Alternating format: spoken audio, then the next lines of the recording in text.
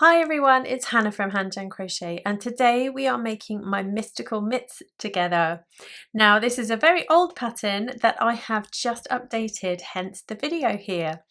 I have changed the yarn that I used, I have slightly changed the construction to make it slightly easier, and it is now in sizes child all the way through to adult, with lots of different ways that you can tweak and customize it for whoever you're making it for. In the description you'll find links for all of the materials that you will need, the yarn, the hook, etc. And you'll also find information of where to find the pattern. Now this is offered on my blog supported by ads, or you can purchase an ad-free PDF in my stores as well. So however you want to source the pattern, go find it and decide which size you're making. To make this version of the mitts, I decided to go with Amigo from Hobbii, which is 100% acrylic and it's a category 3 weight yarn. Comes in really beautiful colours, and we get 191 yards, that's 175 meters in 50 grams. So you don't need very much, you just need 1 or 2 balls for each of the sizes to make a pair of mitts. Along with your yarn, you're going to need a 4mm G crochet hook, or the hook that matches the gauge for you, a pair of scissors, a needle for your ends, and a stitch marker is handy too. So let's get going. As I said, the pattern comes in lots of different sizes, but I am going to begin by making the smallest size, the toddler size, and we start with this rectangle that we make here. This one's almost square actually, but there's a different length and width for different sizes. And what we're going to do, I thought I'd show you before we start, is we're going to actually be folding and then seaming a portion down here and then a portion down here, which will leave us a little hole here where the thumb will be. So we then have this is joined, that is joined, and we have a small hole here for the thumb. And then we put a few stitches, a few rounds there, and some rounds at the top and at the bottom to finish it off for us. So first of all, we need to learn how to do this lovely textured stitch that we have here that uses only half double crochet stitches. To get the different sizes for our hand circumference, we need to work a different number of stitches for row 1 depending on which size you're working. Now you can work any multiple of 3 across for your first row, and then that stays the same size all the way up. That you would like to. So if one of the sizes doesn't quite meet where you need it to be, then don't worry, you can work as many of a multiple of 3 as you would like that fits comfortably around your hand. But for this size, I am going to just work 24 stitches just to show you in this smaller size. And we're going to begin with 24 foundation half double crochets.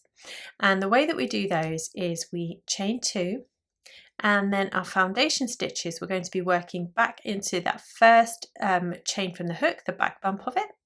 We yarn over, we go into that back bump of that first chain, then we yarn over and we pull through, yarn over and pull through just 1, and then we yarn over and pull through 3. Now when we did that yarn over and pulled through just 1, it created this new chain here for us. So that is now what we're going to go into. So we're going to yarn over and we go into that chain,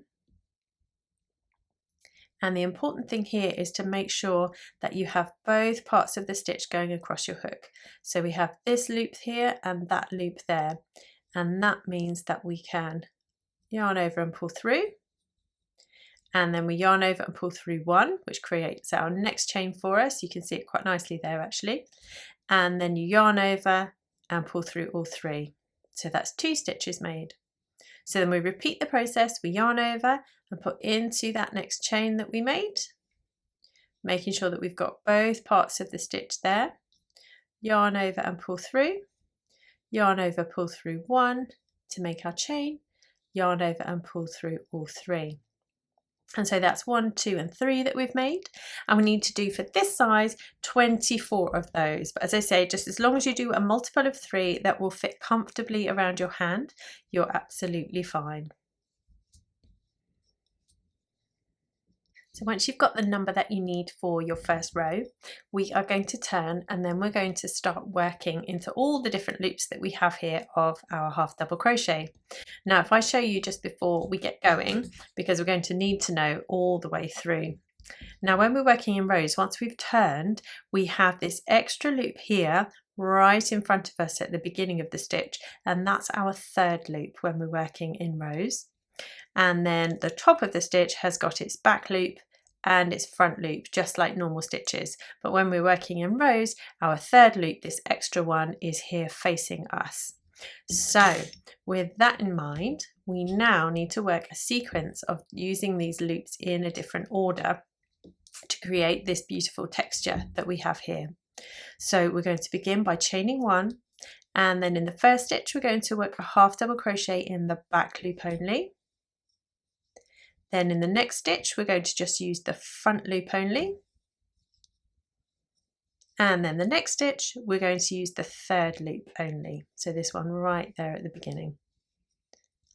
And then we repeat that process. We go back loop, front loop, and then the third loop, and you work that all the way across. That's our multiple of 3. So if you've worked a multiple of 3 for your row 1, this will work out and you will finish in sequence here with your last stitch being a third loop only. There we are in that last stitch there, and so now we're ready to turn. And for row 3 and all of our subsequent uneven rows, we are going to do the same, and we're going to chain one, and then we're going to work a half double crochet in the back loop only. So that loop furthest away from us there is going to get a half double crochet in it.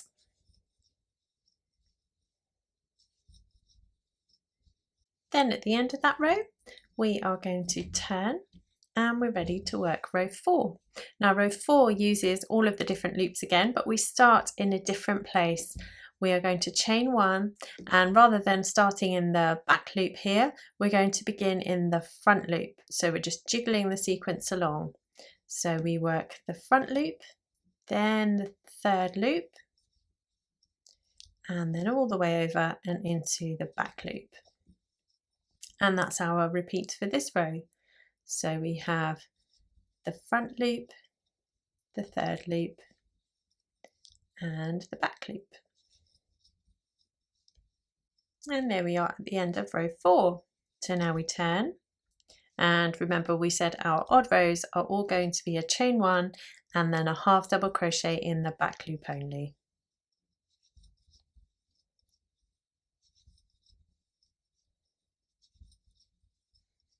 And that's row 5 complete.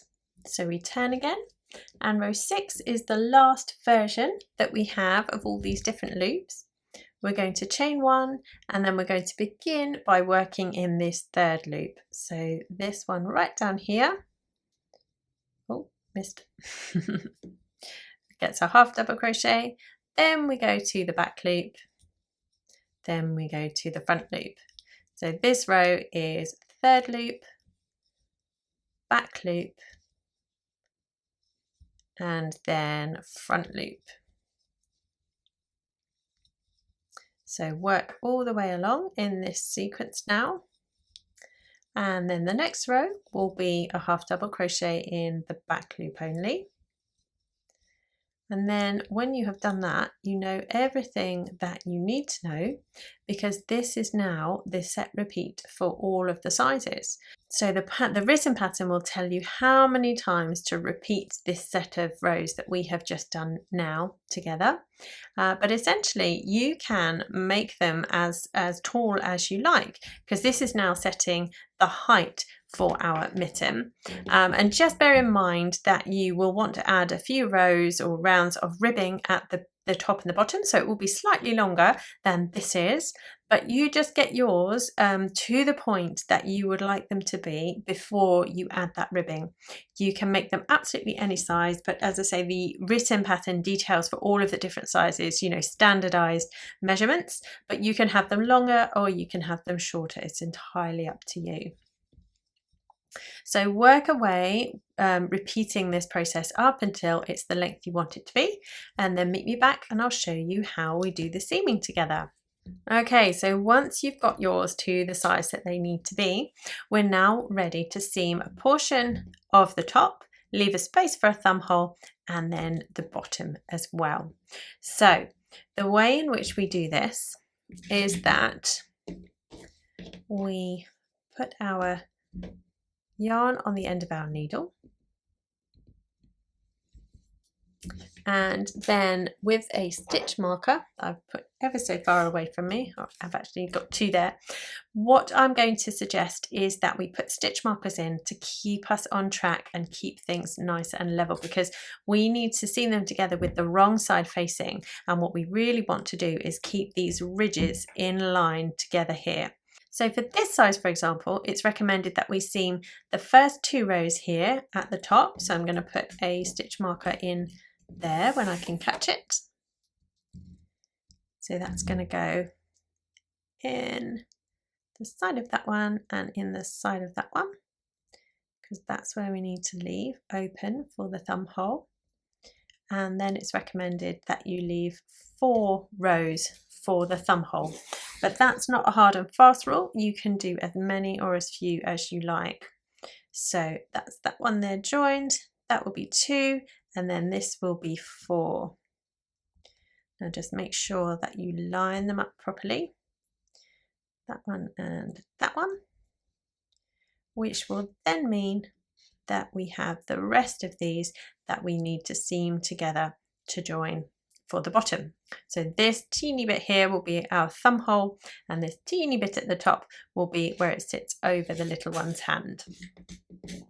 So I'm going to begin here by seaming this section.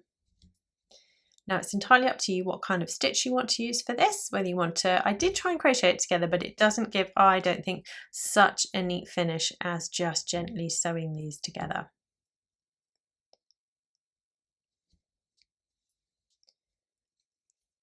So go nice and steady to make sure that everything lines up as it needs to.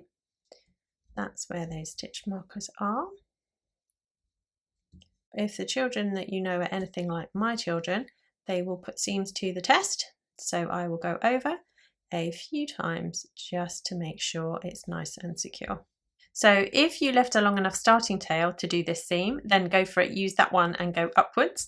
If not, don't worry, you can either join here and go downwards as I'm going to, or you can start at the bottom and go up. I just find it easier to go downwards here then to get everything to match and line up. So I'm going to have this one matching that one. And it is absolutely worth taking your time over this to make sure that these row ends match up completely level. Now we are going to be working into the stitches around here, so don't pull that too tightly at the moment necessarily. And I always leave my ends right, like to properly weave in right until the very end, until I'm completely happy and have finished every single stitch of the thing. So leave yourself an end there, and we can pop these stitch markers out. And what we now need to do is turn it to the right side facing and grab our hook and yarn again. So now we're going to add some ribbing at the top and the bottom, and it's entirely up to you how many rounds you want to add for whichever side. For this size, I'm recommending that we add 2 rounds at the top and 3 at the bottom, but as I say, it's entirely up to you how you'd like to do it. I'm going to begin here in that first stitch with a single crochet, and I'm just going to work a single crochet in each of the stitches around.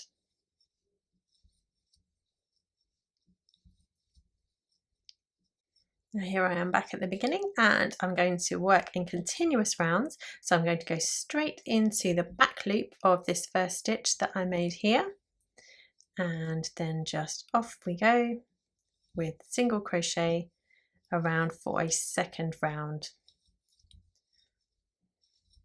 Here we are at the start again, so we are going to break the yarn now, and then we are going to join into that first stitch there,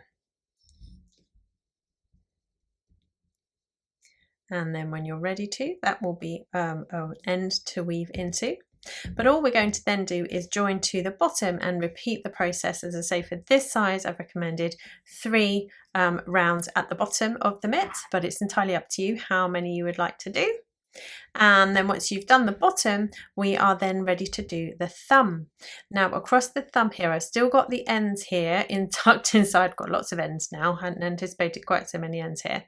There we go. This thumb hole here, we are going to work single crochet in the round all the way around for as many rounds as you like. Again, I have recommended a certain amount in the written pattern. But what you can do is just space them wherever feels comfortable for you. So if you have the person, if you've changed the thumb hole to suit the person that you're making for, you can then just work as many as feels comfortable around this opening. That's where it's seamed there. So I'm going to join to here. And both of the mitts are the same, left and right, but you may want to make sure that your thumb join where you start is on the bottom side. So if this is going to be the right one, join under here, and then if this is going to be the left one, I would join here and work around. So I'm going to join here now, and we're going to work as many single crochet around this thumb hole as feels comfortable for you.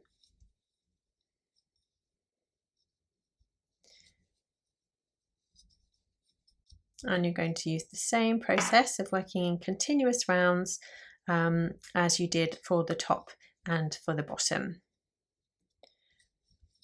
And so I think I'll probably just work 2 or 3 rounds for this size, and then off we go into the back loop of each of them.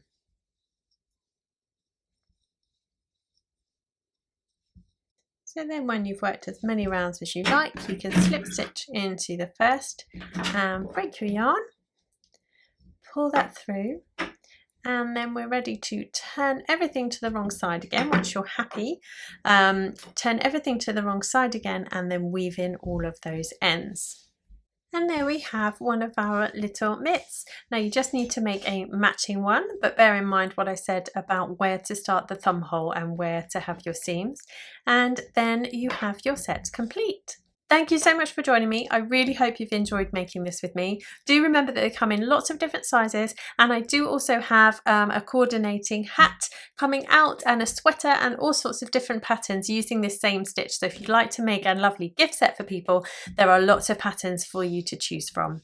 Do come and find me on social media. I'm Hanjan Crochet everywhere and anywhere. Let me know what you make, and I will see you again soon.